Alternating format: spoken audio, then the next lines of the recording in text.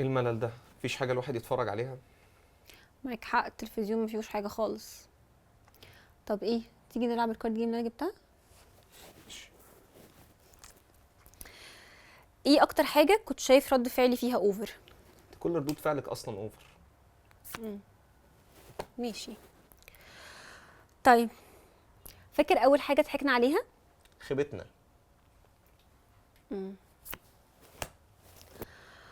طيب، تتمنى ايه في الدنيا دي لينا كزوجين؟ الستر والصحة، ونسيب اللعبة دي عشان نتقابل المشاكل.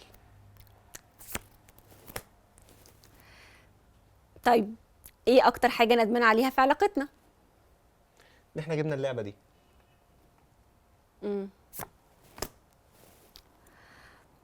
شايف لو في بينا مشاكل ممكن نروح لكابل ثيرابي؟ ليه ان شاء الله؟ هو ايه ليه ان شاء الله؟ ما عادي يا احمد، يعني الناس بتروح لكابل ثيرابي، بيبقى حد مختص بيفهم يساعدنا نتكلم معاه.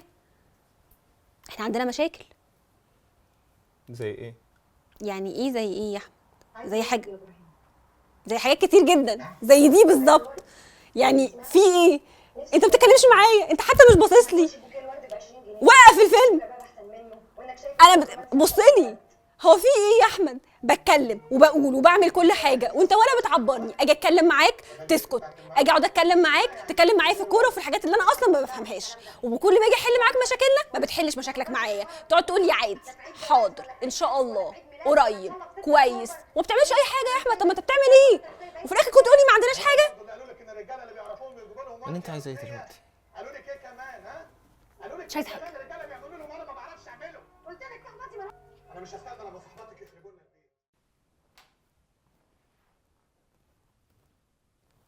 البيت. والله لو كانت بتكلم رجل الكنبه اللي قاعدين عليها كانت فهمت هي عايزه ايه. اهلا بيكم في حلقه جديده من على الكنبه.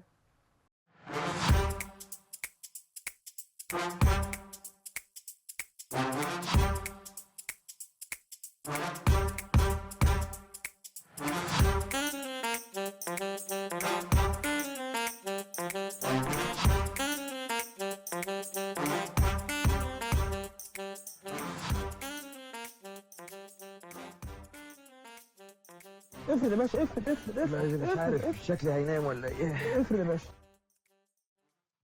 انتوا عارفين ان حوالي كل دقيقتين بتحصل حاله طلاق في مصر؟ يعني تقريبا 18500 حاله في الشهر، وده حسب تقرير الجهاز المركزي للتعبئه العامه والاحصاء. الارقام دي مش شرط تكون بسبب مشاكل كبيره او ازمات ضخمه، اوقات كتير بتكون بسبب تراكمات بسيطه، مشاكل ما اتحلتش، او حتى نقص في التواصل. عادة المشاكل بتبدأ تظهر على حسب المرحلة اللي انت فيها، وبتظهر بعد فترة شهر العسل الجميلة اللي مليانة حب ورومانسية، وانت أحلى حاجة حصلت لي في حياتي، وانت أعظم انتصاراتي، واعتقادات من كل طرف ان أخيرا بدأت فترة النعيم الأبدي. ما انا اتجوزت اللي بحبه بقى، عاوز ايه تاني من الدنيا؟ بيفضلوا كده لغاية ما سقف توقعاتهم يتهد على دماغه ودماغها، وتبدأ فترة انت ما بقتش تحبني، وانتي مش زي ما كنتي قبل الجواز. شباب ولسه في طاقة للزن والمناقرة، بيفضلوا كده لغاية ما الحياة الزوجية تبدأ تخش عليهم بالتقيل.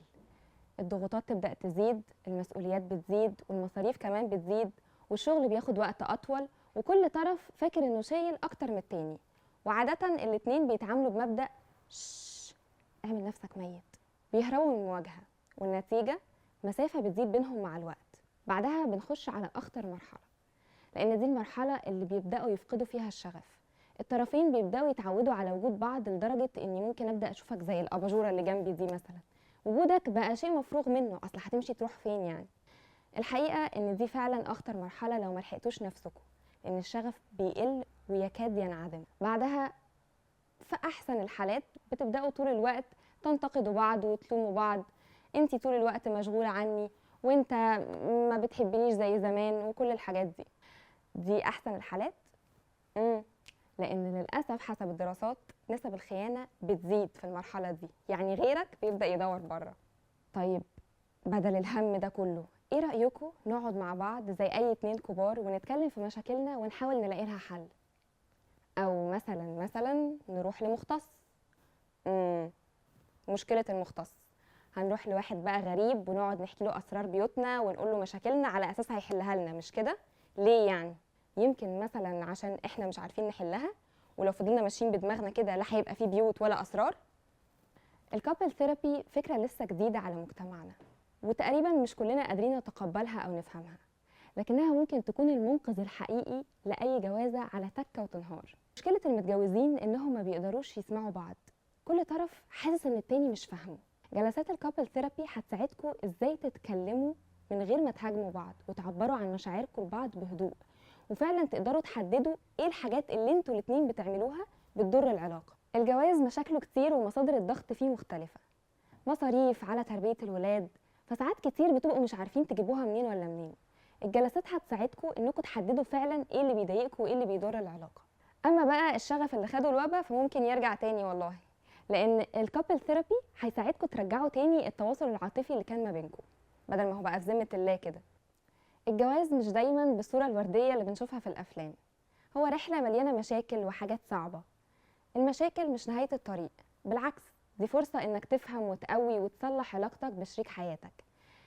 اسعوا مع بعض وعافروا ان انتوا تفهموا بعض وتحلوا مشاكلكم، لان كل اللحظات اللي جمعتكم مش سهل انكم تفرطوا فيها في لحظه، لان دي تحويشه عمركم. لو عجبتكم الحلقه ما تنسوش تعملوا شير ولايك وسبسكرايب. اشوفكم الحلقه الجايه.